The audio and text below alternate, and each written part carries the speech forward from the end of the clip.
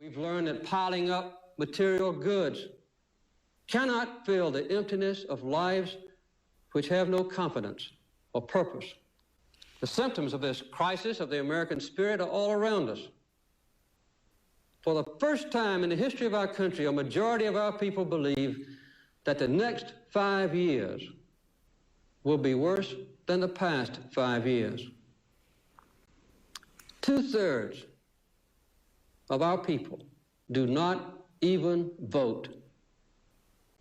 The productivity of American workers is actually dropping. And the willingness of Americans to save for the future has fallen below that of all other people in the Western world. As you know, there is a growing disrespect for government and for churches and for schools, the news media, and other institutions. This is not a message of happiness or reassurance, but it is the truth, and it is a warning. These changes did not happen overnight. They've come upon us gradually over the last generation, years that were filled with shocks and tragedy. We were sure that ours was a nation of the ballot, not the bullet, until the murders of John Kennedy and Robert Kennedy and Martin Luther King Jr. We were taught that our armies were always invincible and our causes were always just,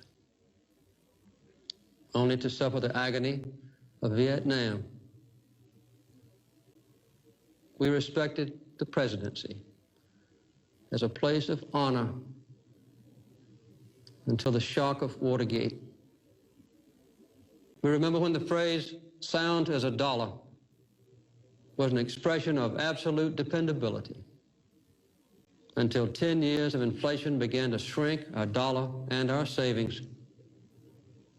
We believed that our nation's resources were limitless until 1973, when we had to face a growing dependence on foreign oil. These wounds are still very deep. They have never been healed.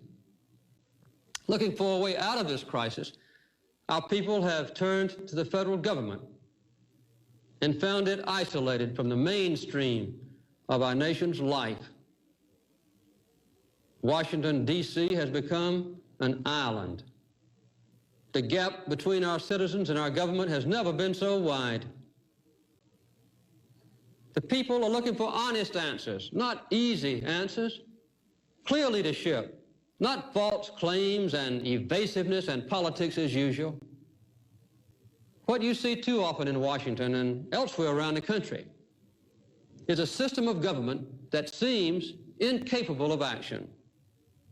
You see a Congress twisted and pulled in every direction by hundreds of well-financed and powerful special interests. You see every extreme position defended to the last vote, almost to the last breath, by one unyielding group or another. You often see a balanced and a fair approach that demands sacrifice, a little sacrifice from everyone, abandoned like an orphan, without support and without friends. Often you see paralysis and stagnation and drift. You don't like it, and neither do I. What can we do? First of all, we must face the truth, and then we can change our course. We simply must have faith in each other, faith in our ability to govern ourselves, and faith in the future of this nation. Restoring that faith and that confidence to America is now the most important task we face. It is a true challenge of this generation of Americans.